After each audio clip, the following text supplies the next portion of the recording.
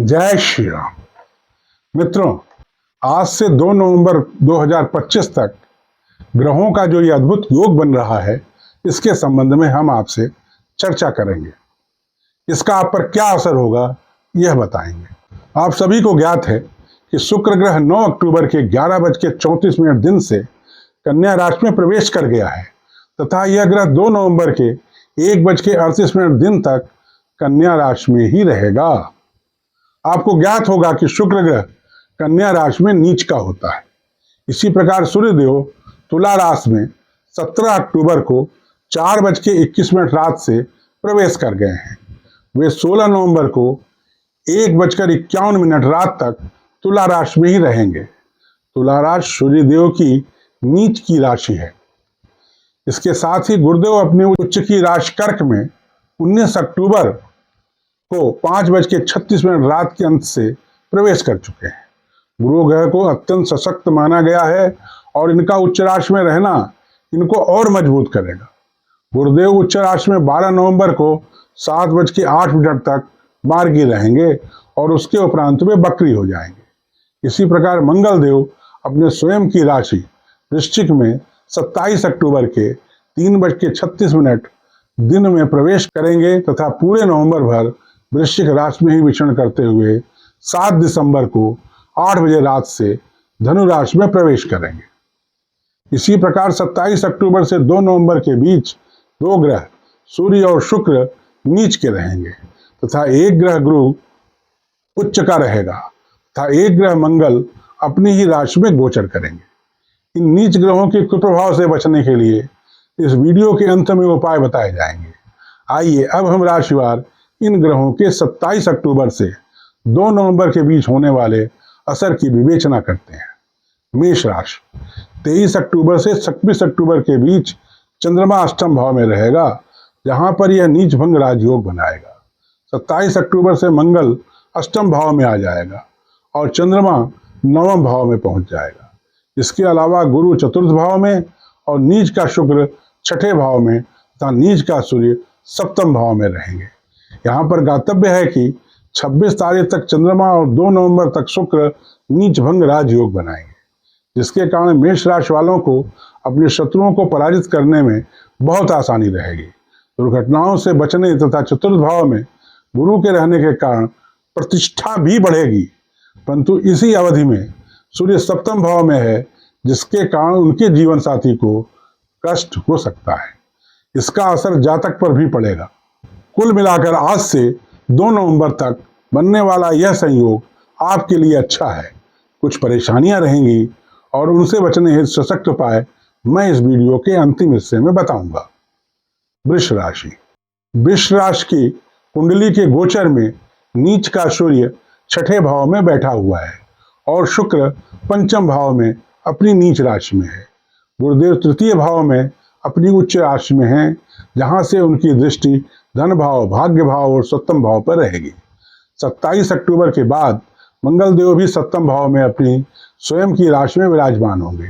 इन सब के सम्मिलित प्रभाव से हम देखते हैं कि वृष राशि वालों को अपने शत्रुओं को पराजित करने का एक अच्छा मौका है, परंतु उनके संतान और स्वयं उन्हें शारीरिक कष्ट हो सकता है। धन आने की पूरी उम्मीद है। यह सब संयोग वृष राशि वालों के लिए शुक्र के नीच भाव में होकर पंचम भाव में बैठने के कारण कम अच्छे हैं। बुराइयों को दूर करने के लिए इस वीडियो के अंत में आपको मैं उपाय बताऊंगा। मिथुन राशि, यहाँ पर नीच का सूर्य पंचम भाव में, नीच का शुक्र चतुर्थ भाव में और उच्च का गुरु द्वितीय भाव में है। राहु भाग्य भाव में विराजमान है तथा छठे भाव में मंगल देव अपने स्वयं की राशि में है। इस समयावधि में मिथुन राशि के जातकों को भाग्य से कोई मदद नहीं मिल पाएगी। शत्रुओं को पराजित करने वाला एक बहुत बड़ा अवसर इस समय मिथुन राशि के जातकों को मिल रहा है। पंचम भाव में बैठा सूर्य नीच भंग राजयोग बना रहा है, जिसके कारण मिथुन लग्न के जातकों के संतान को लाभ होगा तथा छात्रों को भी अपनी पढ़ाई में अच्छे अंक मिलेंगे। चतुर्थ भाव में बैठे शुक्र के कारण मिथुन राशि वालों के माताजी को कष्ट होगा। इसके अलावा उनकी प्रतिष्ठा में भी गिरावट हो सकती है। धन आने का अच्छा योग बनेगा। कार्यालय में ये सफल होंगे। स्वास्थ्य के संबंध में थोड़ा चिंतित होना आवश्यक है। विभिन्न परेशानियों से बचने का उपाय आपको इस वीडियो के अंत में मिल जाएगा। कर्क राशि। नीच का सूर्य आपके चतुर्थ भाव में है, नीच का शुक्र तृतीय भाव में है, उच्च के गुरु लग्न में बैठे हैं तथा स्वराशि का मंगल पंचम भाव में है। इसके अलावा चंद्रमा दिनांक 29 और 30 अक्टूबर को सप्तम भाव में रहेगा। गुरु और चंद्र का यह संयोग गज केसरी योग बनाएगा। इस गज केसरी योग के कारण दिनांक 29 और 30 अक्टूबर को परिवार में सुख का वातावरण रहेगा।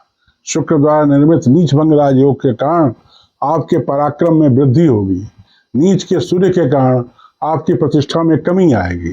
संतान का स्वास्थ्य ठीक रहेगा, उसका सहयोग भी आपको प्राप्त होगा। संतान के अलावा भाई बहन का सहयोग भी आपको प्राप्त हो सकता है। ग्रहों के दुष्प्रभाव को समाप्त करने के लिए इस वीडियो के अंत में मैं आपको उपाय बताऊंगा। सिंह राशि। उच्च के गुरु 12वें भाव में, नीच के शुक्र द्वितीय भाव में, नीच के ही सूर्यदेव तृतीय भाव में विराजमान है। मंगल अपनी ही राशि में होकर चतुर्थ भाव में है। इन सब के कारण आपकी प्रतिष्ठा में वृद्धि होगी। शत्रुओं से आपको सावधान रहना चाहिए। आपको पेट संबंधी पीड़ा हो सकती है। दुर्घटनाओं से आपको चिंता करने की आवश्यकता नहीं है।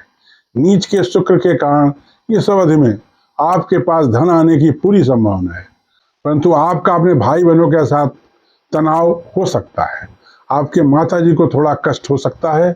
अच्छे कार्यों के लिए धन का व्यय होगा। अच्छा कार्य प्रॉपर्टी की खरीद भी हो सकता है। इस वीडियो के अंत में दुष्प्रभावों से बचने का उपाय बताया जाएगा। कन्या राशि। इस अवधि में शुक्र अपनी नीच राशि के होकर लग्न में बैठे हैं। सूर्य भी नीच के हैं और द्वितीय भाव में है। मंगल अपनी ही राशि के होकर तृतीय भाव में है तथा एकादश भाव में उच्च के गुरु हैं। इस अवधि में आपके पास धन आने की अच्छी संभावना है। कृपया थोड़ा प्रयास करें जिससे आपको अधिक से अधिक धन लाभ हो सके। भाई बहनों के साथ ठीक ठाक संबंध रह सकता है। आपके संतान को थोड़ा कष्ट हो सकता है। संतान का आपको कम सहयोग प्राप्त होगा। अविवाहित जातकों के विवाह के संयोग बन सकते हैं। इसके अलावा नए संबंधों के बनने की भी उम्मीद की जा सकती है। भाग्य से आपको मामूली मदद प्राप्त होगी। शत्रुओं को आप आसानी से पराजित कर सकते हैं। विभिन्न प्रकार के उपाय इस वीडियो के अंत में दिए गए हैं। तुला राशि। इस अवधि में नीच का सूर्य लग्न में, नीच का शुक्र द्वादश भाव में, अपनी ही राशि का मंगल द्वितीय भाव में और उच्च का गुरु दसम भाव में है। 29 और 30 अक्टूबर को गज केसरी योग बनेगा। इन सभी योग के कारण 29 और 30 अक्टूबर को आपकी प्रतिष्ठा में वृद्धि हो सकती है। माताजी के स्वास्थ्य में थोड़ा सुधार हो सकता है। कार्यालय में भी आपको इस अवधि में अच्छा रिस्पांस मिल सकता है। शुक्र द्वादश भाव में बैठकर नीच भंग राज योग बना रहे हैं, जिसके कारण अगर आप कर्जदार हैं तो उसमें कमी आ सकती है। कचहरी के कार्यों में आपको सफलता मिल सकती है। अपने ही भाव में बैठकर मंगल आपके लिए धन का मंगल करेंगे। दसम भाव का गुरु आपके लिए कार्यालय में प्रतिष्ठा बढ़ाएगा। आपके पेट की तकलीफ दूर हो सकती है। खराब फलादेश हेतु उपाय इस वीडियो के अंत में बताए गए हैं। वृश्चिक राशि। इस सप्ताह आपके लग्न में स्वराज के मंगल विराजमान है। द्वादश भाव में नीच के सूर्यदेव हैं। इसी प्रकार एकादश भाव में नीचगत शुक्र हैं। भाग्य भाव में गुरुदेव बैठे हैं जो अत्यंत शक्तिशाली हैं। इन सब का प्रभाव आपके कुंडली पर अत्यधिक होगा। इन सब के कारण इस अवधि में आपके अंदर क्रोध की मात्रा थोड़ी बढ़ जाएगी। आपको चाहिए कि इसको आप लगातार कम करने का प्रयास करें। व्यापार में उन्नति हो सकती है। व्यापार में लाभ की मात्रा बढ़ेगी। नीचगत सूर्य नीच भंग राज योग बना रहे हैं, जिसके कारण अगर आपके ऊपर कोई कर्ज है तो उसमें कमी आएगी। साथ ही कचहरी के कार्यों में सफलता का योग है। आपके संतान को लाभ होगा।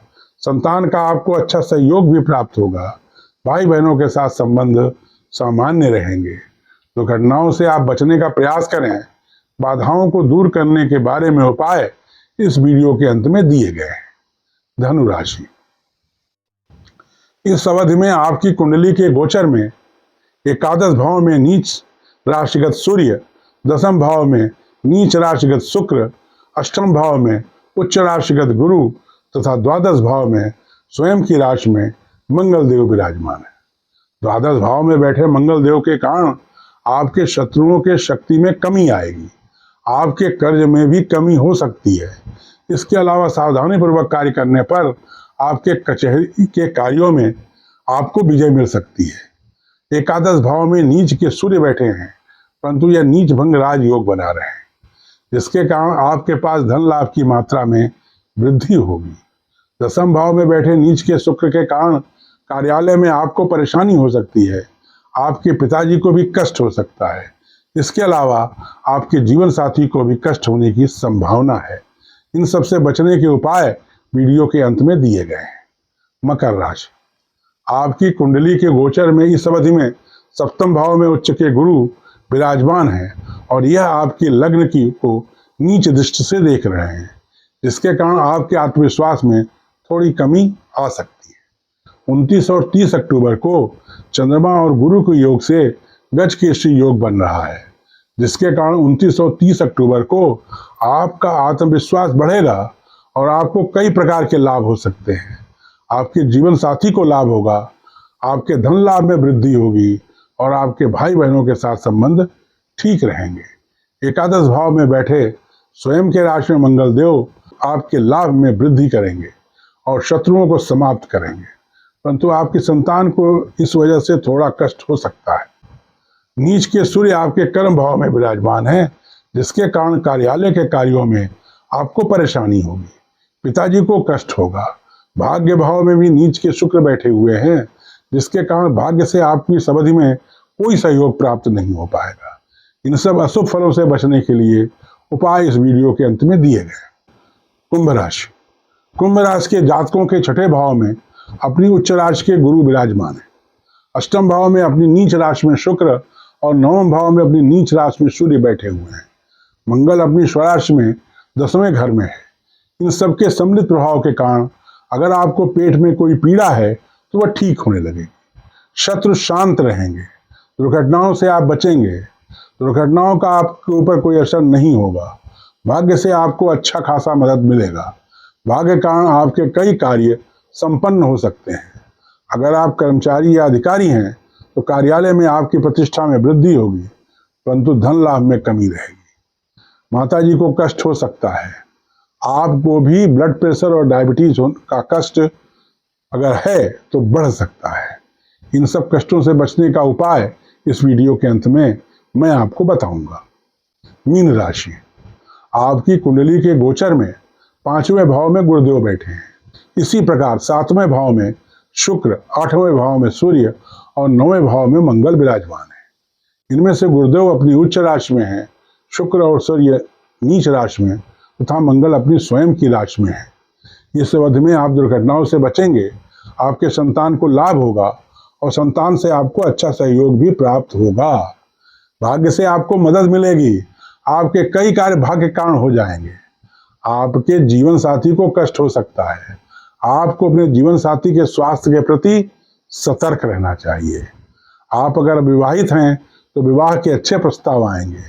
प्रेम संबंधों में भी बढ़ोतरी हो सकती है। कष्टों के निवारण के लिए उपाय इस वीडियो के अंत में बताया जाएगा। अब मैं आपको कष्टों के निवारण के लिए उपाय बताता हूँ। आपको प्रतिदिन तांबे के पात्र में जल, अक्षत और लाल पुष्प लेकर सूर्य देव के मंत्रों के साथ भगवान सूर्य को अर्पण करना उचित रहेगा। आपको प्रतिदिन मंदिर के बाहर बैठे भिखारियों को चावल का दान देना चाहिए। आपको भगवान शिव का प्रतिदिन दूध और जल से अभिषेक करना चाहिए। आपको यह भी चाहिए कि आप प्रतिदिन गायत्री मंत्र की एक माला का जाप करें। अगर आप उपरोक्त चारों उपाय करेंगे तो आपको इस अवधि में होने वाले कष्टों में बहुत कमी आ जाएगी। ध्यान दें कि यह सामान्य भविष्यवाणी है। अगर आप व्यक्तिगत और सटीक भविष्यवाणी जानना चाहते हैं तो आपको मुझसे दूरभाष पर या व्यक्तिगत रूप से संपर्क कर अपनी कुंडली का विश्लेषण करवाना चाहिए। मां शारदा से प्रार्थना है कि आप सदैव स्वस्थ, सुखी और संपन्न रहें। जय मां शारदा।